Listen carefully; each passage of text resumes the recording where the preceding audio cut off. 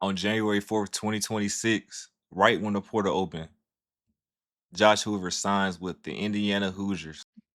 Kirk Cinetti has done it again. This may sound flat out insane, but from the time Fernando Mendoza signed with Indiana and from the time that Josh Hoover signed with Indiana, I think Josh Hoover is the better player. And the reason why I sound crazy, obviously, because the accolades that Fernando Mendoza had this season, going #1 in the draft, winning the Natty, having the Heisman, he just had an overall successful season. But if you look at their careers at Cal, and then you look at Josh Hoover's career at TCU, you would say Josh Hoover is definitely more productive and definitely probably has the higher upside and probably more of the, like I said, the more talented quarterback. That makes Indiana's situation look 10 times scarier just off the fact that Josh Hoover may be better than Fernando Mendoza. But the reason Josh Hoover was the best fit out of the portal in the first place is he matches that offense literally just like Fernando Mendoza. Turn on the tape, you notice that Josh Hoover is literally a RPO warrior. And you won't even believe the offense that Indiana runs. Ladies and gentlemen, they run RPO damn near every single snap. So if you play with a guy who runs RPO every snap on his team and you bring him to your team that just won a national championship that also runs RPO almost every play, put two and two together and let me know what you think about that. But anyway, we go dive straight into it, man. I don't even want to really talk too much. I want you guys to be kind of hip on Josh Hoover's game and you see how it can easily translate into Indiana.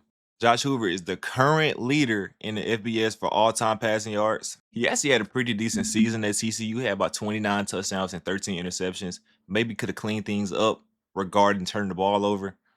But I could see Indiana easily just fixing that. That's definitely a coaching thing and a development thing. So it's leaving it into that coaching staff's hands. We go keep this video nice, short, simple, and sweet. So let's go ahead and dive into the film, man. That's pretty much why y'all came, right?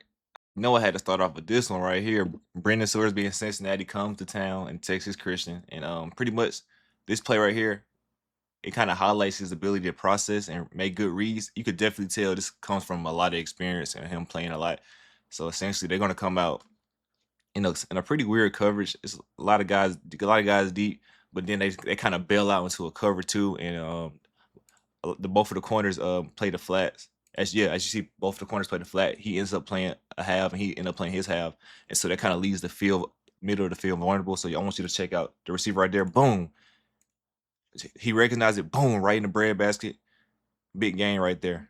The whole point of showing this clip was just essentially to show how experienced he is and how Indiana could just take full advantage of his pattern recognition. He didn't see these patterns a lot of times. He read that coverage like it was a book. So let's get started with the RPO and see why he's actually a good fit though. Here's pretty much another play kind of breaking him down and him reading pretty much a cover three, and obviously cover three is the outsides are very soft, and he ended up hitting his best friend McAllister. McAllister is actually one of the more underrated receivers this season.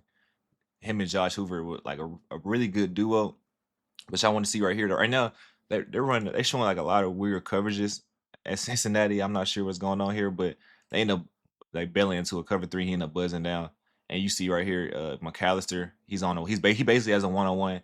Josh Hoover makes the great read and recognizing that. I mean, that's pretty much a nice little bread and butter play right here for the first down.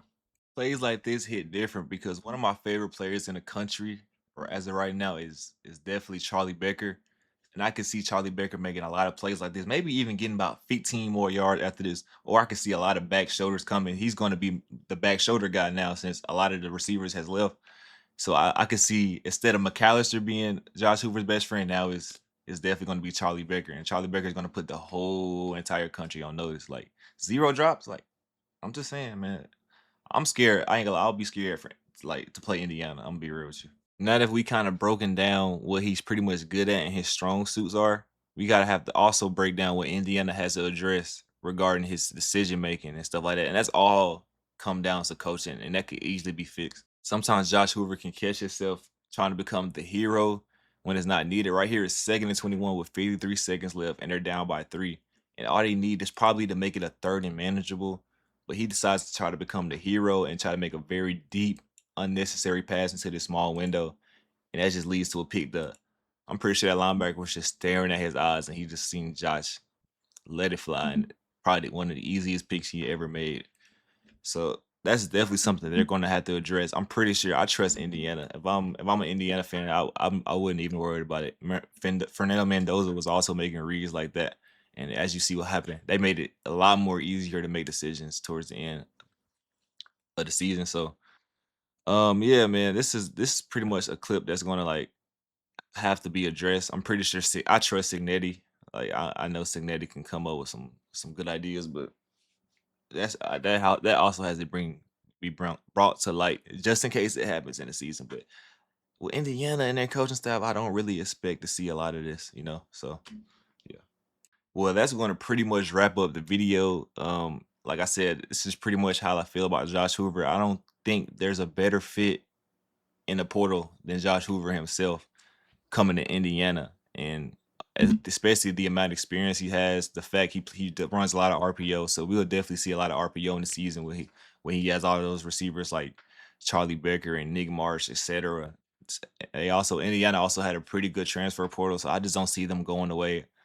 Yeah, I'm pretty sure the guys in Ohio State aren't as comfortable as they used to be because there's like a new big boy in town, is Indiana. So yeah, man, make sure y'all like and subscribe. It's gonna be a lot of content like this coming. I'm trying to bring it in every day. I just got this new mic, so yeah, and it's not many people watching this, so I'm just gonna do it like a lot of like, raw videos and stuff like that. I'm not gonna be cutting. I just want y'all just to kind of listen and see the growth of everything. So yeah, man, I want y'all to keep tuning in, man. I appreciate y'all. More content is gonna come. I'm going to get a lot better at this. So like I said, this is the beginning of it. So I don't expect too many people to watch it. So yeah, peace.